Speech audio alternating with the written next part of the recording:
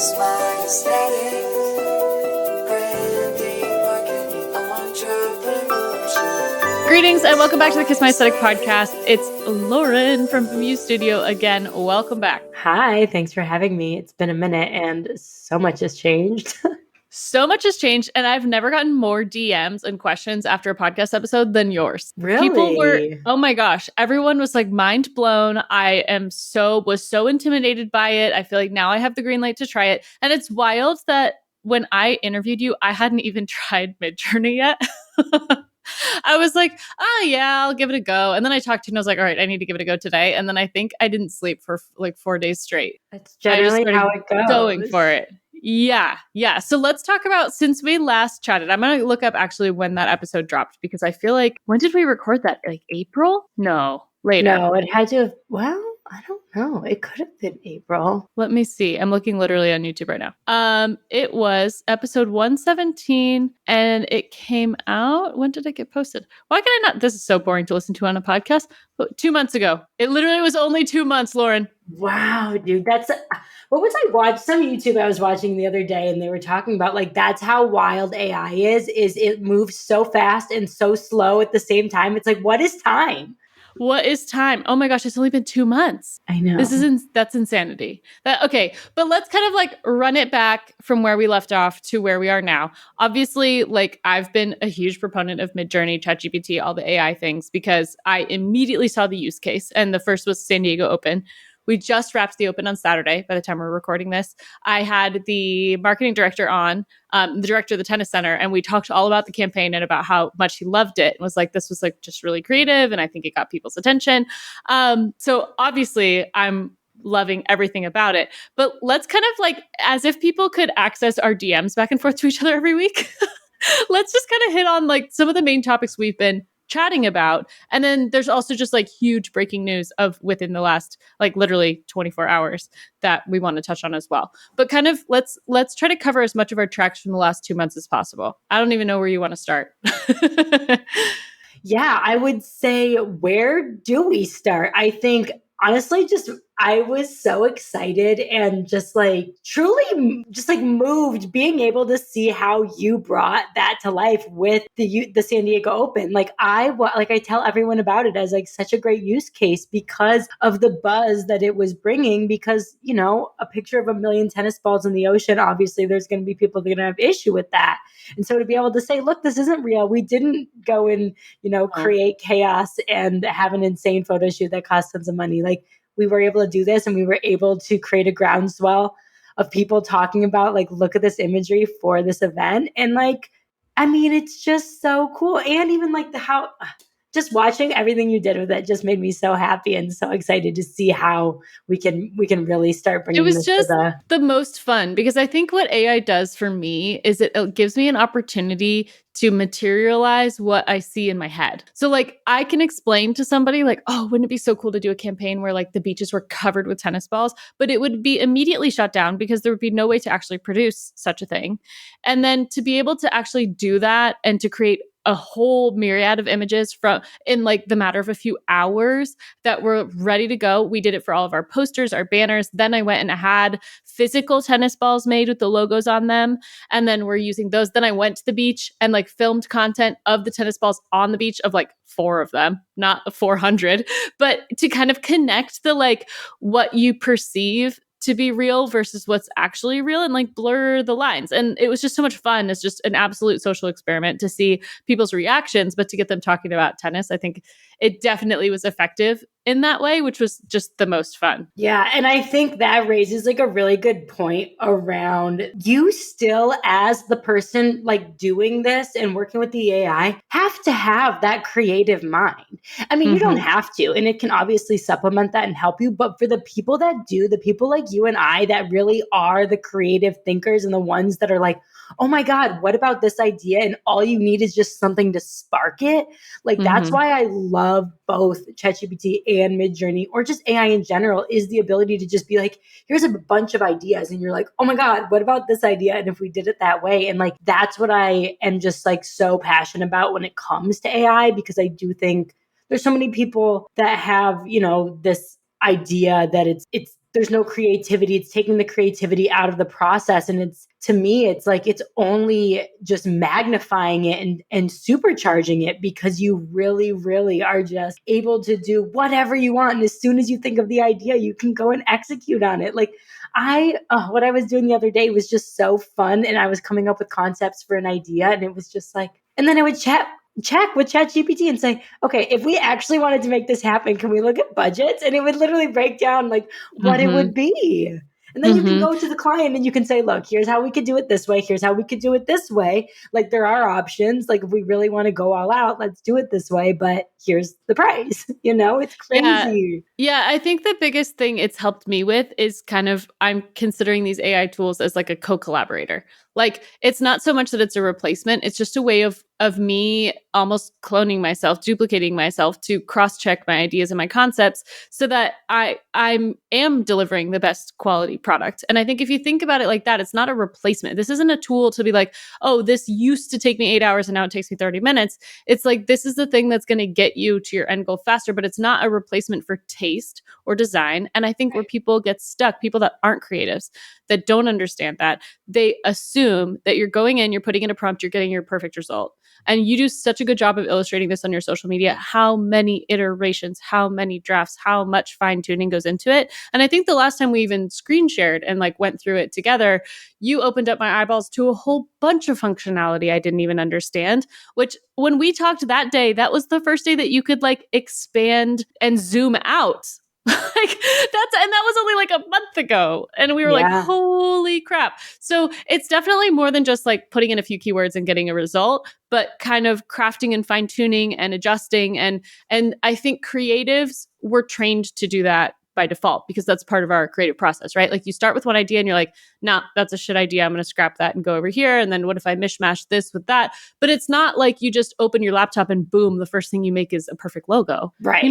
Yeah, absolutely. And I think that's something that, when I am trying to show examples of something, of course, I'm going to have to be like, okay, here's a prompt and here's the thing you get out of it. And here's the next steps. But it's like, of course, I'm not just taking the first image that I get out of there and then saying, here's my final product. Like, that is not it whatsoever. And so having that creative thought process and being able to go through that is really important. However, what you're saying about, me showing you all of these like fine tuning and how many iterations it does take, that is currently like the way it is in Midjourney. But with DALL-E 3, it sounds like they are trying to say like, it's not going to be as difficult, and it really is going to be able to be very natural language prompts. And if you can explain it in the best way, which again is my point, is you still need to have that creative vision, but it's not as like, ooh, this much weight on this word and this much on that.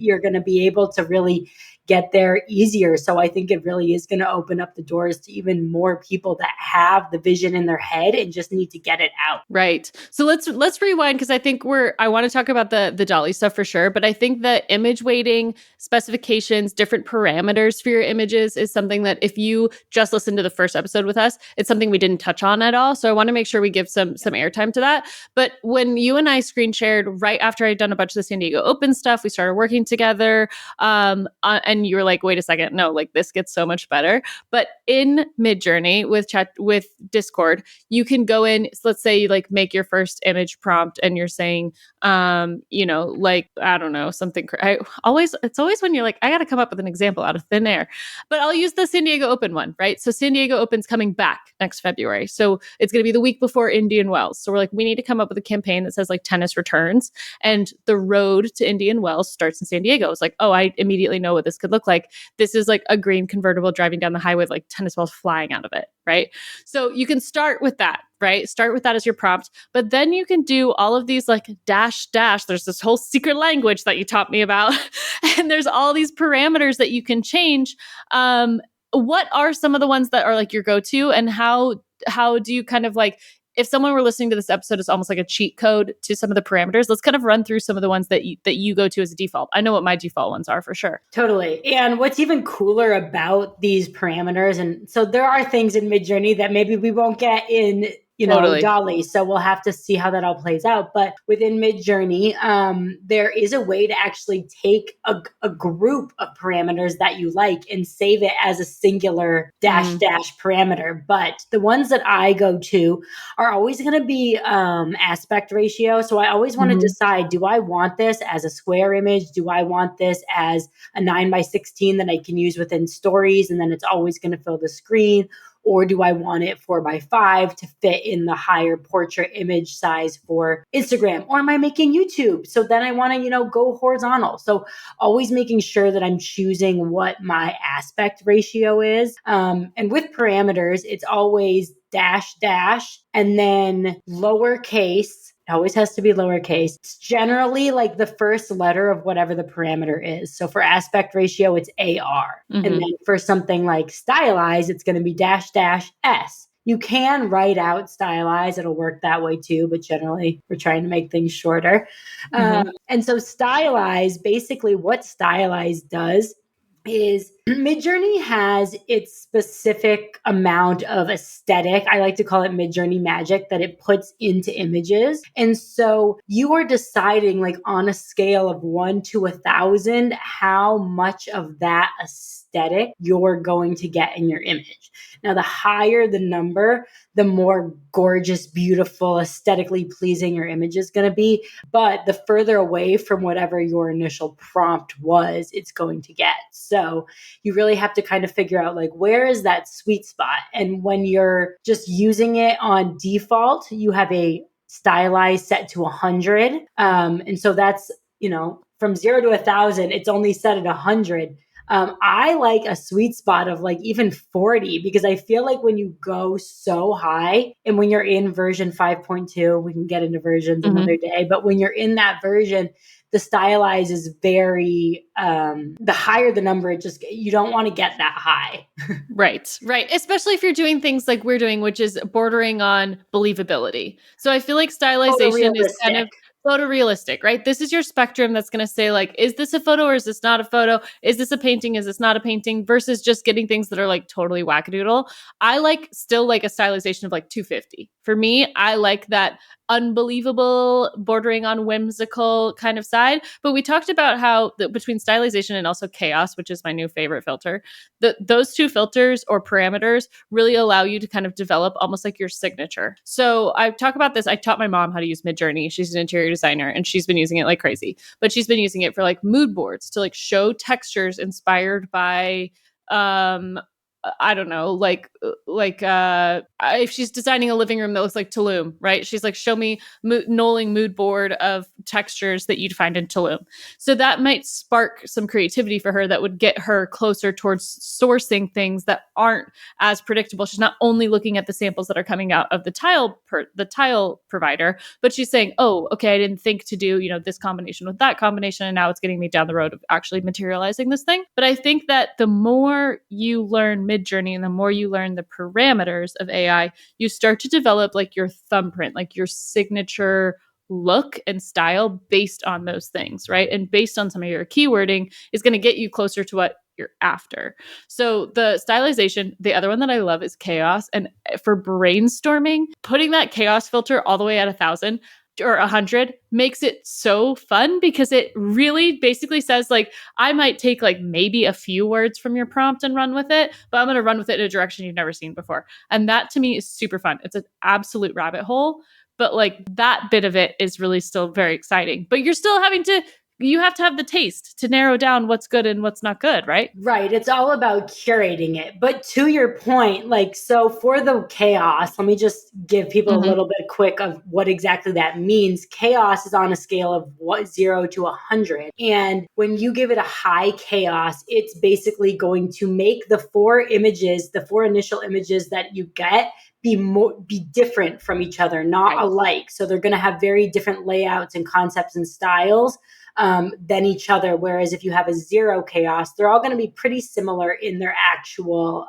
like layout of the image and composition. the composition, right? And so having that high chaos is going to change that. Now, I don't know if weird was out when we talked, because there's also a parameter called weird. And so weird is different from chaos. chaos. And weird is basically just like, we're going to make your images really freaking weird. Love And that. that's on a scale of 0 to 3,000. They generally say like, you don't even need to go past 1,000, but if you want to get weird, like go for it. And they generally say have a higher stylization when you use Yeah. a higher weird. Otherwise, it's just going to be like It's going to real be weird.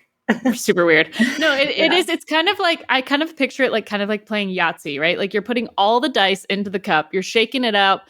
You don't know, you're going to get some combination. Like the probability of you getting a combination where they're all ones is probably pretty low, right? So it's you're constantly like evolving, and then you're keeping your dice out, putting it back in, shaking it up again, but you're kind of pulling that lever on the slot machine, or you're just kind of leaving it up to chance that you're going to stumble upon something that you like. Something that you've done since we last talked, and you've done really well in your social, is share case studies of other companies, creatives, brands that are doing really well with AI. Can you run us through some of the ones that have stood out to you recently, or people that you've talked to, students that have come through your program that are using it in a really fun way, just to kind of get people thinking of how they can, because I feel like we have a lot of technical jargon in this episode, but I want people to realize like people are using this in their real job, like with their real client. Totally. They're using it for real clients. They're also using it as to get new clients and for passion projects. So for an example, one of the students in my Basecamp beta, which was my live course that I ran,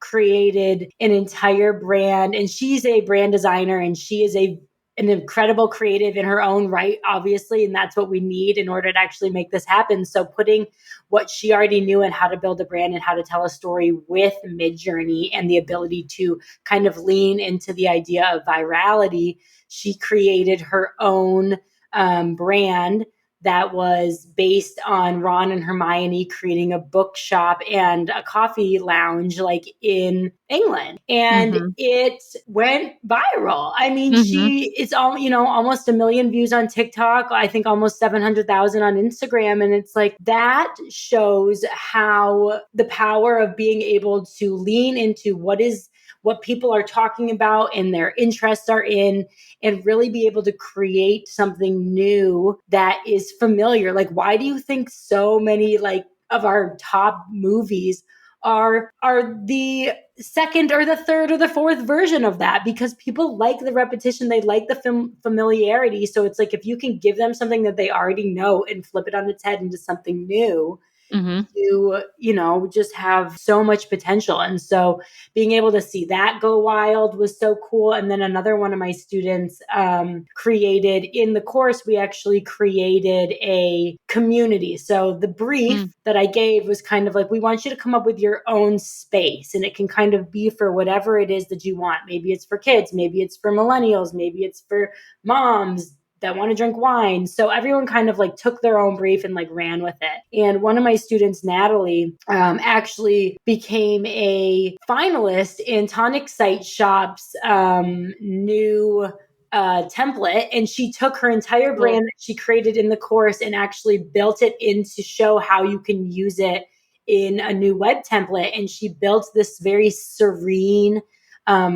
location that you can go that would be for creatives to go and kind of just like zen out. And like all of the music, she came up with playlists on Spotify using ChatGPT. So, all of the images are like a way to kind of prove like, look, just because you're using AI doesn't mean that you can't like have this natural, like green kind of human touch feature to the stuff that you're creating. It doesn't all need to be like robotic and feel that way. And that's not what it has to be. And so being able to see her kind of tell her story with that, and then also implementing her human design background, it's like so cool to be able to see everyone's different processes. And that's the best part, is like, just, it's a tool. It's such a tool, and you learn how to use it for your specific use. And it just opens so many possibilities and so many doors and so many opportunities. It's just, I love it The so much. most fun.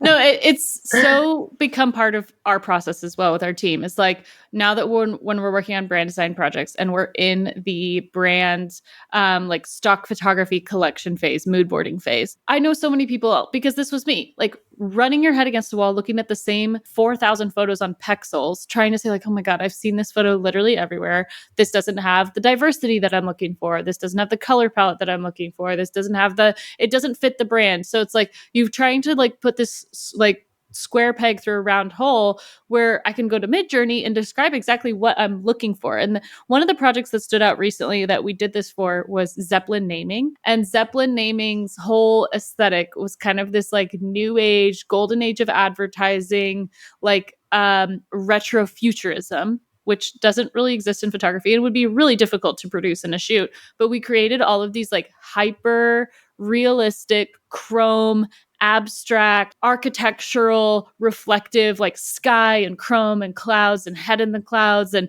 all these riffs on those things. And then I was determined to make like a 1960s advertisement of like an idea machine. So then I went all on this thing, like all those appliance ads that you think of, like the housewife, like appliance-y kind of look. I was like, I know we can go with this. And then also to realize that once you have the image in Midjourney, it doesn't have to stop there. Then taking it to Canva, erasing out things that you don't want, replacing things that you want. Now that we have, Photoshop with the new features to do the generative fill, like you really can just use it as a springboard. And I think that's where people are stopping. They're not taking it as like, this is just the first version.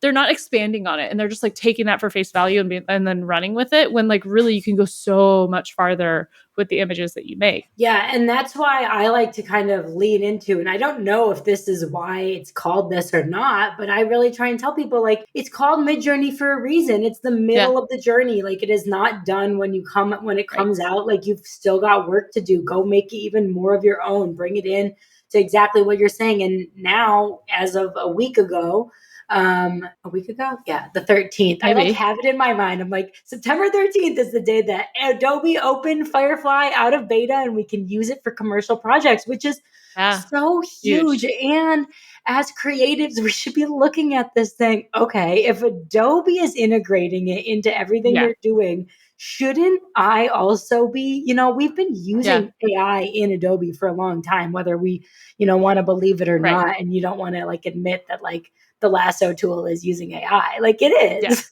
Yeah.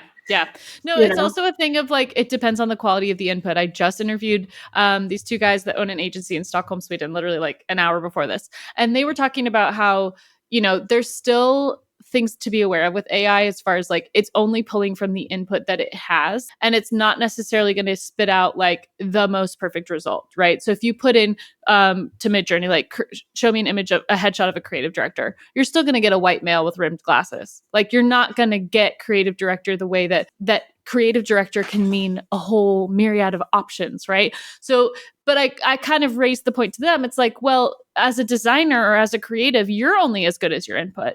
This is why we talk about creative inspiration all the time, why it's so important to like educate yourself on other cultures, on other food, on other types of music, on art, like because you're only going to be able to pull from whatever it is you're putting inside your brain, whatever you're exposing yourself to. So if you're going to stay limited in your exposure, then your output is also going to be limited. So understanding like visual communications, context, history, artwork, political science, like all of these things, tech, like they all have through lines that make us good at what we do because the best creatives are pulling ideas that feel so distanced from each other and mishmashing them together in a new combination. And that's always been the case, whether you have AI or not. Right. Yeah. That's why. No, but for real. And I totally agree with you. And I think that is such like a huge piece of it is like people look at this as like, oh, we're stealing from other things. It's like, no, as creatives and as designers, that is literally our job is to go and find inspiration in different spaces and figure out how to make it fit into this space because we know that it works. Why would we say we're going to make up something completely new when we already know that there is something that's working over here? Let me adjust it to fit, right? And as creatives, like that's what is like the best part of this is when you use ChatGPT and Midjourney together, you can take two completely different concepts and say put it together, and then it's like, oh my god, like I mean, I want to tell you about something that I was working on. I'll tell you Hit me. after this. I'll tell you after this because Please, it's please, like please. kind of a big deal. So I'm like, oh my gosh, Okay. I don't know if I should be talking about it. But the ideas that I was coming up with, that I was just like, oh my gosh, how about Yeah. this idea and this? So I think understanding the language and the way that you can speak, because the other thing you were speaking to was just like the diversity, right? So as Hmm. someone, I used to I was overseeing all of the creative at Ulta Beauty, which is like a Hmm. big deal, right? When you've got all of these Hmm. people that are from everywhere and are represented in so many different ways. And so even literally right before we got on this call, I was playing with a new free AI model that I found that does very, very, very realistic portraits of people as like Mm. photographs. And we Hmm. can go look after this. I made a whole like carousel of like 20 different images because it really, we're able to now get really detailed and say, who are we looking for, right? I was even inputting like imperfect skin or like Yeah. scars or freckles across their face or like specific colors or ethnicities, and really being able to specify and get those options, plus size women, like, yes, it's unfortunate that we have to like specify it, but at the same time, like, it's So it's a not that parameter. unfortunate. It's kind of lucky that we have the ability to really say like, this is the sort of person that I'm looking to represent, right? And so Absolutely. I think it's awesome. And I also think, to your point of really understanding the language and what you are actually speaking to, because for me, I was at Ulta Beauty and I was a living education around all of this stuff for a long time. So like, I understand that there are differences between different hair curl types, right? There's like Hmm. ABC, 1, 2, 3, and like being able to request that and say, I want someone with a really dark skin tone and like 3C curls, and you can specify that and really get like in on what you want and be able Right. to have those very realistic portrayals of anyone you want. Yeah. Yeah. And I think also, like, when we're talking about it in a branding application, so much of what we do with branding is world building, right? Yep. So because there are so many touch points, because there is so much, your brand values and the world you're trying to create as an entrepreneur, as a business owner, is about inviting people into your headspace. So if you can visualize that and you can show someone what that looks like and what that represents, then you can there's this whole saying, like, you have to see it to believe it, right? So, and you have to believe it to be it.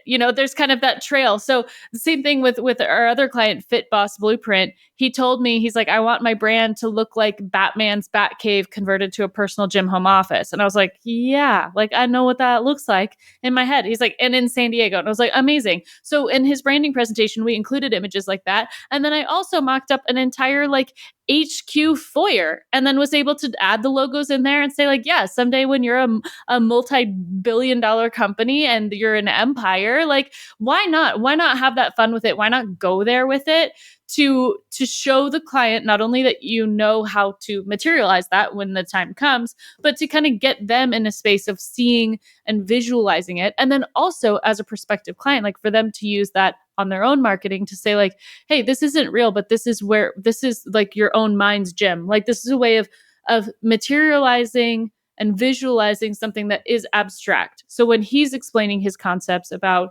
worthiness or self-worth or believing in yourself and creating habits and routines, he has a visual to attach to that, to someone who can't be there because they don't have that, they don't see that future for themselves until they actually see, okay, wow, like, I get what you're putting down. It's such a powerful tool in all of those ways. Yeah, it actually is interesting it just got me thinking about how, like, from that perspective, not like being able to visualize what it could be, right? And so, Hmm. like, having this potential, like, oh my God, I can see it by not even having him in it, but it's just like the idea of what it could be is Hmm. something that you can do. But then there's also the idea of like, from where I was, Yeah. is being able to create images that look exactly like someone and be able to say, I do see Yeah. myself in it. So it's like you have Yeah. both sides of the spectrum that you're able to do now. And that's incredible. Before that, it was just like, well, here's the stock photos, be inspired. And like, that's it. Totally. But also, like, what an interesting mental experiment. Like, vision boarding, we know, is so important, right? Like, instead of pulling a vision board from images that have been produced and are of someone else, right? And then expecting your life to look like something you cut out of a magazine. Instead, put yourself in the scene. Like cut out the production and the this and the like all of these unrealistic expectations, and instead like imagine yourself already existing in that space. Like why not? Like why not let yourself get there? Because I feel like you can hack your brain to get to those places. You know what I mean? Yeah, like we're the manifestation girlies. Like Yes, those, you know what they absolutely. mean, but for real, it's like they get it. We can get it with the idea of using these like new images. Like I Yeah. just think it's all so Yeah. cool. We could talk about this like as a tangent forever. And I think it's just going to continue to evolve and continue to be a case study. But let's talk about the tools themselves, because I think one of the things you opened my eyes to was using a lot of the AI tools in concert with each other. So like using ChatGPT, have Midjourney open up a side by side and let the two inform each other. And then one of the use cases that I literally just came up with like 2 days ago was I was writing brand guidelines and I was like, I just feel like I can't do words today. So I took the screenshot of a mock-up that I already made, put it into Midjourney, said describe it, took the description, put it back to ChatGPT saying, here's a description of mock-ups that I made for print collateral for a real estate company. Can you create for me a paragraph that summarizes what they should consider when they're making branded collateral? And it kicked out like a paragraph that was great. Took a few tries, but it took the visuals that I made that I know look good and I know function for the brand, took a description and then summarized it. Like that too, I was like, this is the best. And people were like messaging me back, like, mind blown, would never think to do this. This is crazy. Like, oh my gosh, this is going to change the game. Because like, I was like, wow, I really should have been doing this all along. But talk to me about the tools or about how you use things in tandem or you use things to leapfrog on top of itself. Yeah, I mean, ChatGPT is I'm calling it my my BBFF, my bot Uh-huh. BFF, Uh-huh. because that thing is open all day, every day, and Mm-hmm. that is my go-to tool. And I would say, like the idea that you had about bringing the image of the mood board into Mm-hmm. Discord and Midjourney and having it describe it, I would tell you don't even bring it into Discord and Midjourney. I would say bring it into Bard. Bard does a Okay. really good job of describing images, like in a Okay. really good, like actual descriptive way. Whereas, in Midjourney, it kind of just spits out a bunch of like words. This Yeah. will be like, ooh, here is like the leather bound books. And like it'll really Okay. describe it really nice for you. There's also, if you don't want to switch into Bard, which is Google's AI, you can stay in ChatGPT and use a plugin called Scene Explainer. Same thing. Mm, It'll explain the scene, so you can actually like give it a link to an image somewhere on the internet and say, can you like cool. explain what this image is? So then you could then take that and remix it on your own. So that's a really cool one. But I like to use a lot of different, like I've been very like Midjourney as like this is the only one I'm using, because I had played with Dolly too, Mm-hmm. Mm-hmm. which is OpenAI's, and it's just not there. Like it was Right. not creating images that were good. So I'd already written it off. And then Stable Diffusion, I was kind of like, okay, I need to like look into this more, because it seems like there's all sorts of models that like stack on Stable Diffusion. And so I was like, Okay. all right, I'm gonna like learn about that later. But Mm-hmm. now I'm like, maybe I need to learn about it now, because I was just playing with a new free image generator that, like I was telling you, it uses Stable Diffusion and it's creating really, really realistic stuff. And so it's like, if we can have these free options that are doing this, then Right. there's going to be trouble. But I like the ability, like each of them are good at different things. So it's almost Right. like, okay, well, I know I have this, like I'm getting my first image from here, but then I'm going to bring it in to Stable Diffusion and I'm going to do this, and this to it. And then once I've got that, then I'm going to bring it into one of my AI voice tools, maybe like 11 Labs. And so come into 11 Labs, I go into ChatGPT, I have it write a script for me. I drop that script into 11 Labs, I pick a voice and it reads it to me. And then I take the image that I created in Midjourney and animate it saying the stuff that I had ChatGPT write and reading it from the voice that I gave it. And it's all Insanity. possible. It's all possible. Yeah. No, what I understand about AI, which is like the tiniest fraction, like you take it to like the 100th power, and I just like want to live one day inside your brain. But like there's just I think I get stuck of like I'm not the person that seeks out the new tools until I see the use case application. And then as soon as I see the use case, I'm like, oh, okay, yep. And then I'm in. But I think that with how rapidly things have just changed in the last 2 months, like I can only imagine where stuff is going to go. So, for example, like Polar Bear Eats, we literally just posted this today. You should go look at the Instagram post.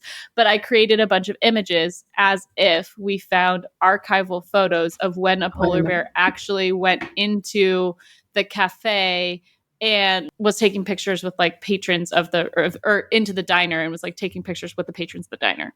So it's in like a carousel. We didn't explicitly say that it was AI or not. I've got to imagine it's already got a few comments because it just got posted a few minutes ago.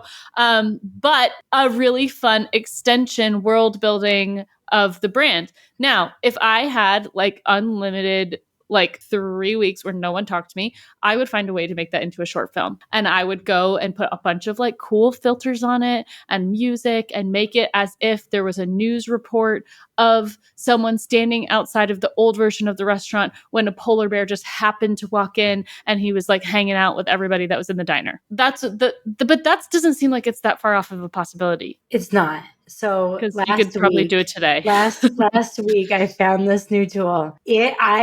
Honest to God, I'm not kidding you. And I deleted it after because I was a little bit embarrassed.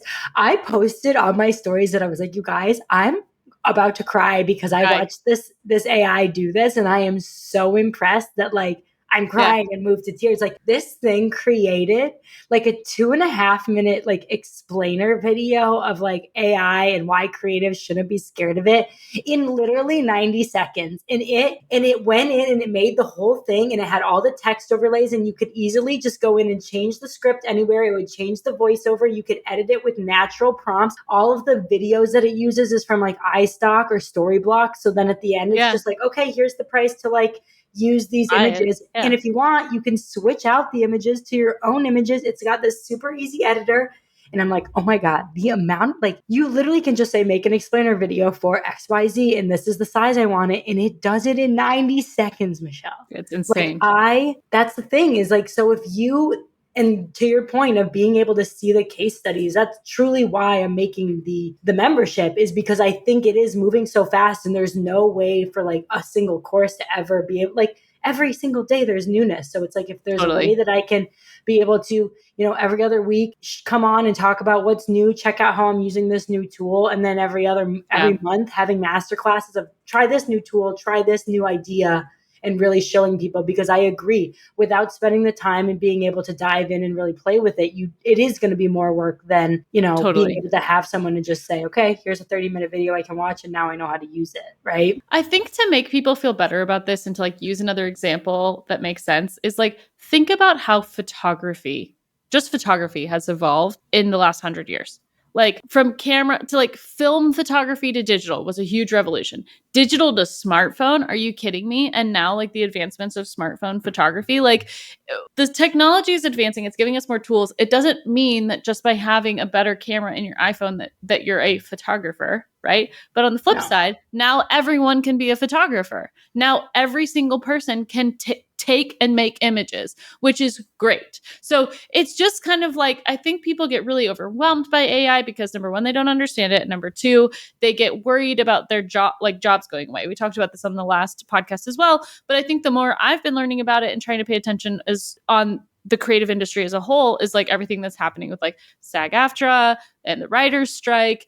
And like, where is that line? Because this is like a crazy train careening down the tracks, right? Of like, how do we use this ethically, responsibly in a way that's like makes sense? Because and I kind of waffle back and forth. My fear is that just because we can do things in 90 seconds, does that mean that like we're actually getting the rest of our time back to do better other stuff? Or is it now that the expectation of output is going to be 20x what it used to be? Because a video that used to take someone 2.5 weeks to produce can now be made in 90 seconds. Yeah, I think all of those are very fair thoughts and concerns. And I have them too, you know, as someone that worked in the creative industry for corporations before this, and like understanding, like working with models and working with these artists that, you know, this is their job and they get paid to be a model and have their photo taken. And then there are the photographers that whose job is to take the photos. And then there's the wardrobe stylist whose job is to style that. Like, by taking away that photo shoot, am I, you know,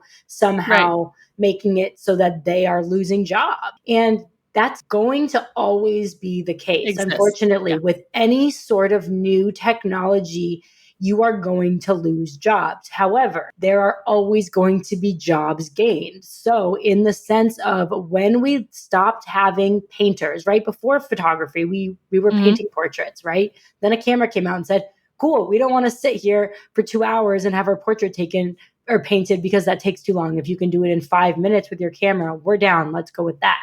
Of course, there were still people that valued the painters, right? They like that, like hand done work. But for the majority of the people, they said, we're going to take up with the photos, right? Yeah. And so now we lost those painters, and a lot of them lost jobs, but so many jobs were made because photographers became a job.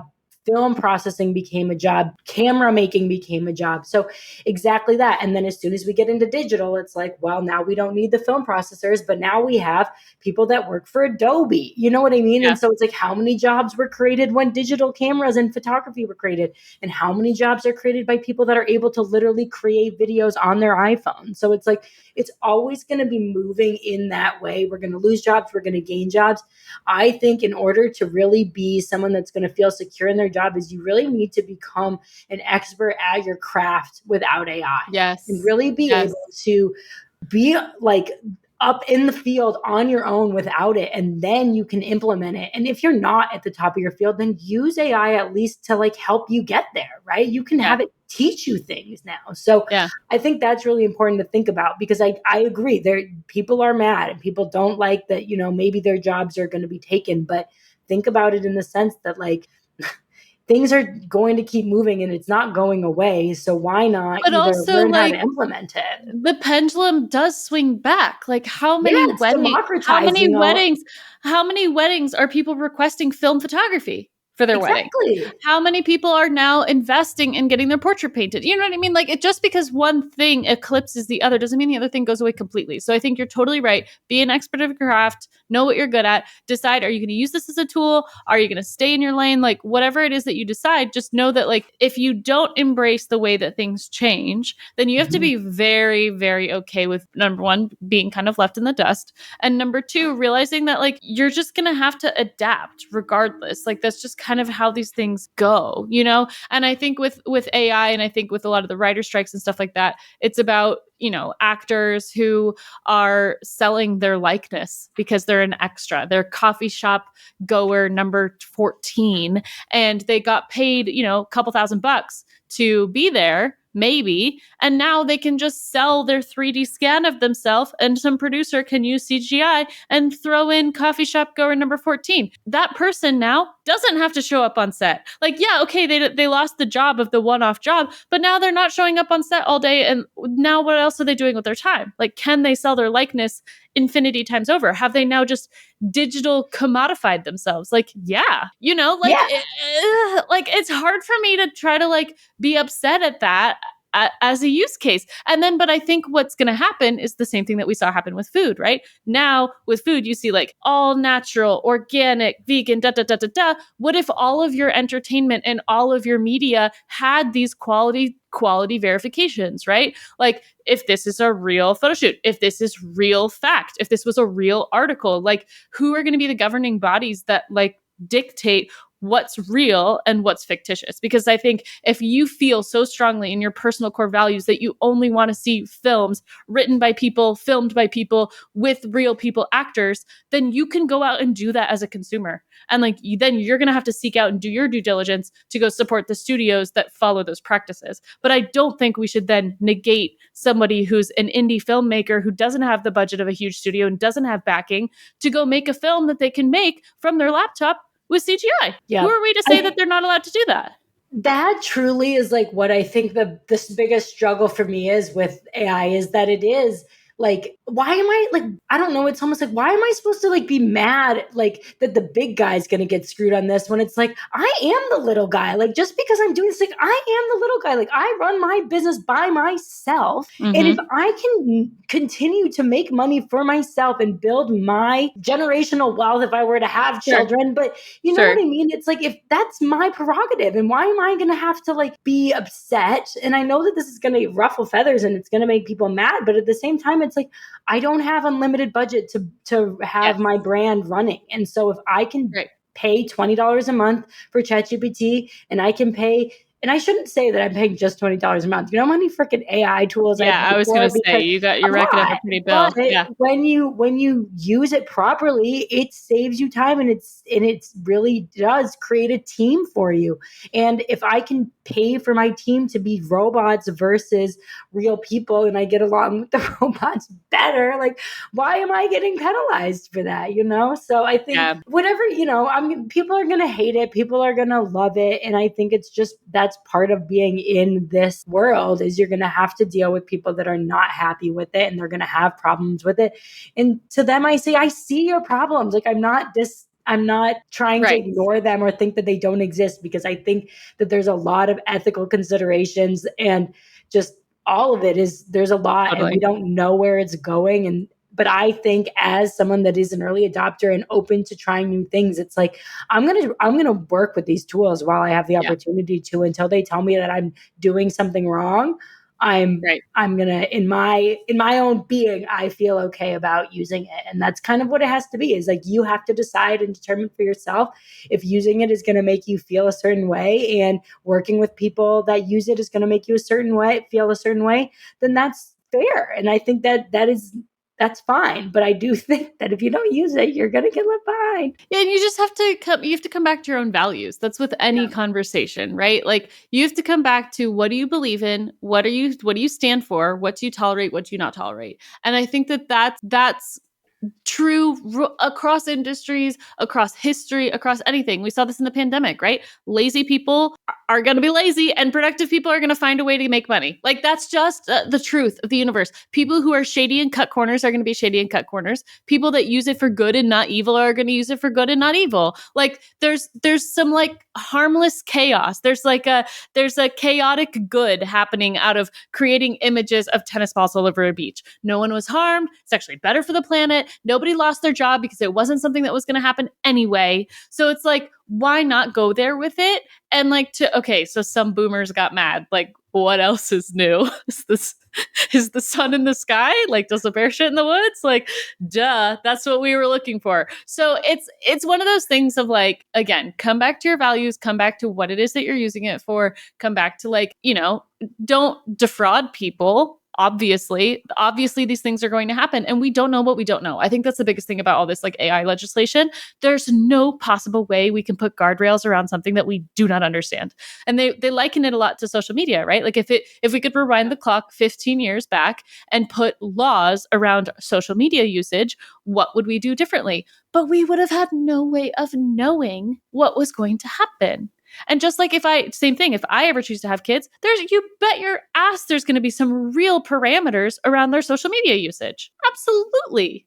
Absolutely. Because now we know too much. So it's like, hello, you know, it's people I think are just too quick to just like take a stand on too far of an end of a spectrum and then say like, that's my soapbox and I'm not making any concession. And I think there is more fluidity than that. Especially, it has to be an AI. You have to be able to like have a thought and change your thought, because the way that these things work are changing every day, and the way it's affecting people is changing every day. So you have to like, if anything I ever say, don't ever take that as Bible from me. Totally. It never will be. You know what I mean? Totally. It's like, this is so new. And yes, while I feel like, yes, I'm on somewhat of the cutting edge, I still feel like I'm like so far behind so many people. Like, I don't know the actual, like, how it all really works, right? I'm a creative. I'm not like, and it's easy to get intimidated. College, not Columbia. university. So like, It's easy. I just think, yeah, go ahead. It's easy to get intimidated if you don't understand it. And I think when I'm talking to my friends that aren't in this space and I'm explaining to them what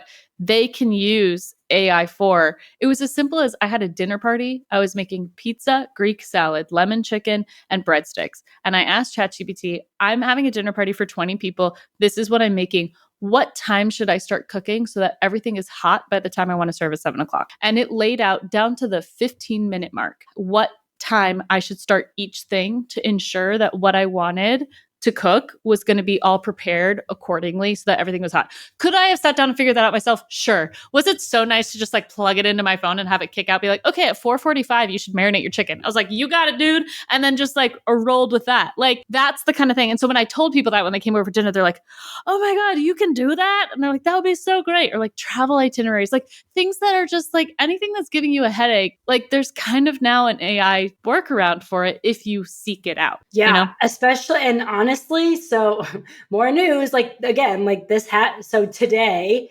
Microsoft Copilot was Mhm. announced, which means anyone that's like on a Windows machine basically has like an AI built into their entire like ecosystem. So you can just ask it anything about any files or anything within like your emails as long as you're in like the Right. Microsoft system. And same with yesterday, was it yesterday? 2 days ago, Bard, which is Google, Mhm. just announced if you're not on like a Google workspace and you just have like a Gmail account, you can turn on their like AI extensions and basically you can ask Bard about your docs in your Google Drive. You can ask it about like, Mm. hey, can you check the last week of my emails and let me know like what's new at my kid's school? And like it'll just pull like, oh, so and so. Like, so it's all starting to all become really baked in. And we as I am you're a Mac Yeah. person, you're an Apple Yeah. person. Like Apple has been very like hush hush, but they're like also like we're coming and we're Yeah, of building it into course. everything. So Of I course. imagine very soon, probably like this next iPhone or like the next like OS release, like we're gonna have a very integrated AI system for Apple Right. users where you're not it's going to be Siri on freaking steroids. Like I Yeah. don't know what it's going to be like.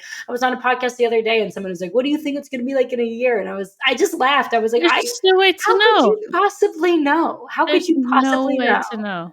Yeah, no, there's no way They're to know. never going to know. They're There's never no way going to to know. know. And I think that that's where like it's still interesting to me. Like it just reminds me of being like back in college. I loved college. I loved sitting in a lecture. I love learning things. But I love like keeping up with AI news. Like I will go and check the news headlines regularly to see like okay, what's going on? Like how are people using this? What are the lawsuits that are going to happen? Like what are some of the negative things? What are some of the positive things? And just kind of being aware of it.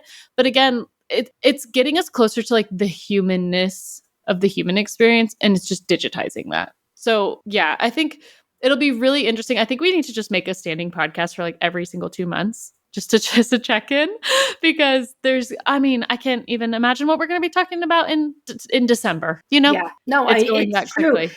And it's half the reason why half of my stuff hasn't launched is because it's like, okay, well, Yeah, shoot, like I was going to make a course on this, but now it doesn't make sense to make it on that because this is changing and that's changing. And so, how to really like make sure that it's like, all right, what is the core information people need to know about AI? And then once you've got that, how can you spread your wings to put your fingers in any of the pot, right? Whether right, you want to be using video generation or audio, now you can make right. music. So it's like once you get the idea of what's possible, then you're more willing to explore the options. Because, like you said, you go and look for the news.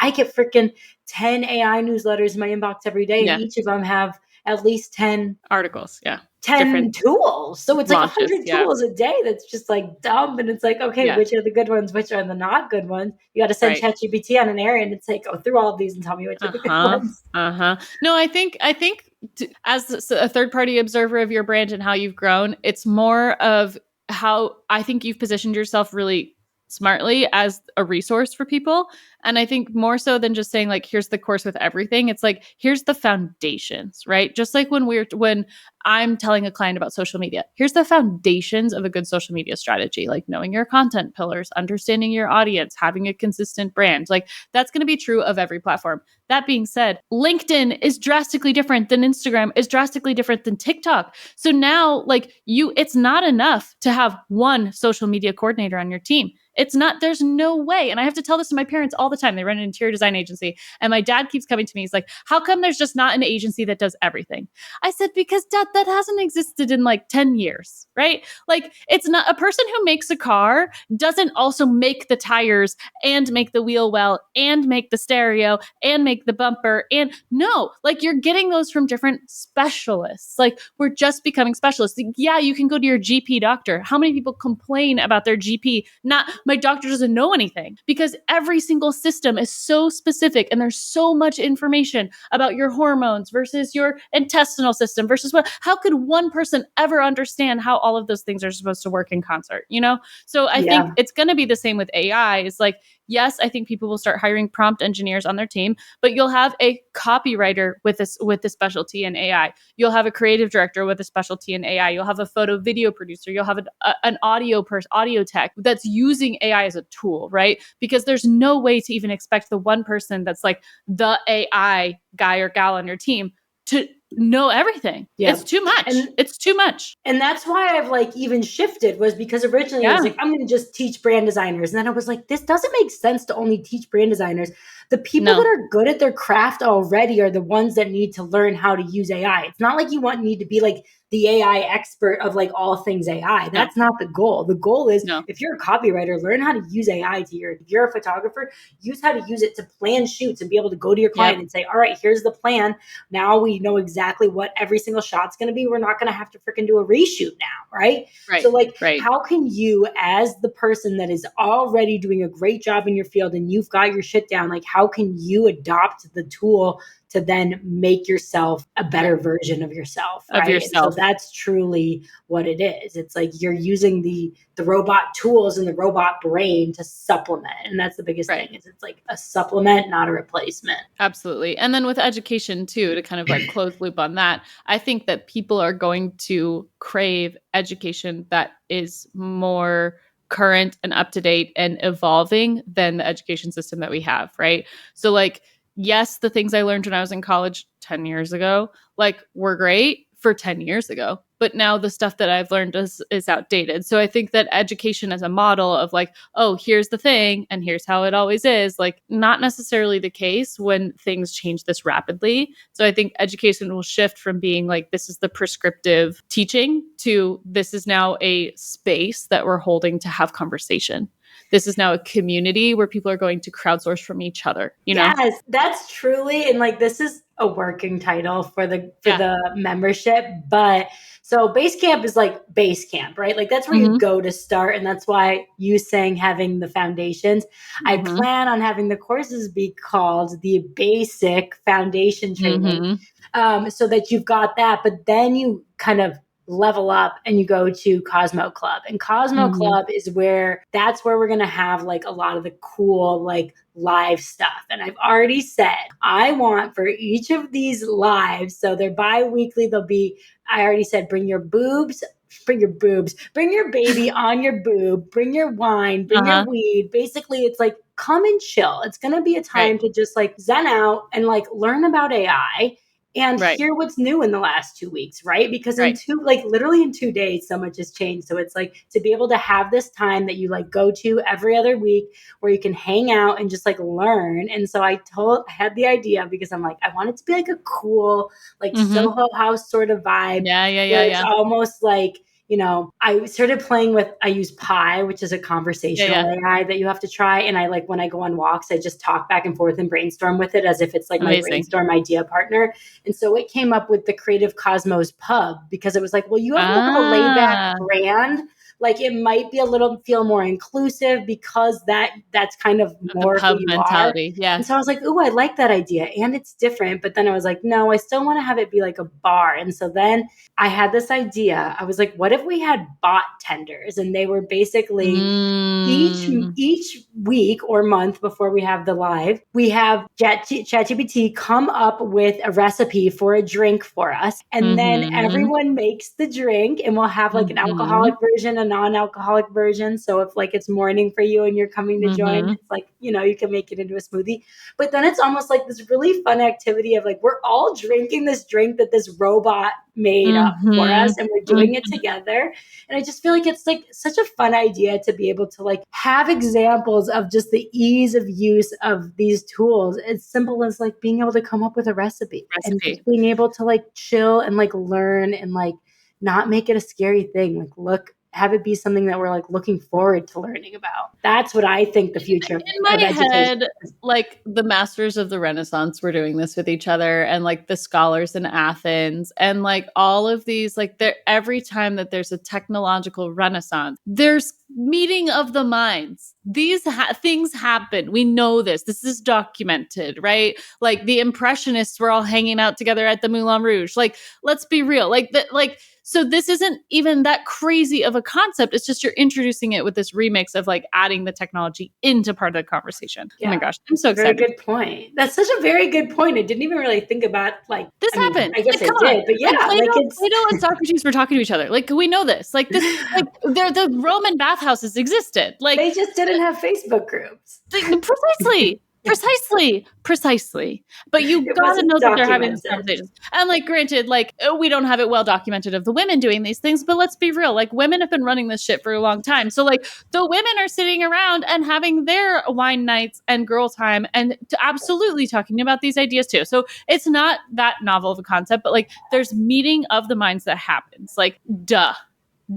And we knew that, like, Andy Warhol was talking to Matisse and talking to all these other people and musicians and Lucille Ball. And like, there's all this culture, art, science, everything all mishmashed together anyway. Like, we're just doing it in a new way. And I think we just have to remind people like history repeats itself. Like, come on. Totally. And like, I think truly, I would say that like the idea of like having the communities was very much sparked by your Facebook group, because your Facebook group, when I got like, obviously I've been designing and everything for a long time, but when I jumped into like having my own business and like doing that, Yeah. I was like, I need a little bit more like help from like people that Yeah. like maybe Get it. are not from the exact same path as me, right? Like, and it's one of my biggest things that I tell people is like, go and get experience first, because you can't learn Yeah. anything else. Like experience is the number one thing to get. So like go network, go work at agencies, go work in-house at places before you try and do your own thing so you can get that. Right. But I just think the idea of like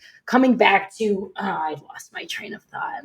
The hub, the Facebook group, the community, like coming back to a place where it's a safe space to ask questions and to learn things. What I love about the Facebook group is it gives people an opportunity to learn something that they would never think to ask in the first place. Yes, that's what I'm coming back to, was that I want to be able to have all these people come here and learn from each other, because that's what I think is going to be key with AI, because no one knows everything. You don't have experts yet. Right. I'm Right. expert, I'm using air quotes, as expert Right. as I can be. Like, yes, I'm going to like consult and coach based on like what I've like learned and like been able to absorb Sure. and like can teach you, but I'm not an expert at it, right? I think there's no one that's an expert at this point. I can tell you I've made 12,000 images on Midjourney. So like based on like the hour rule of like, 10,000 hours to become, Yeah.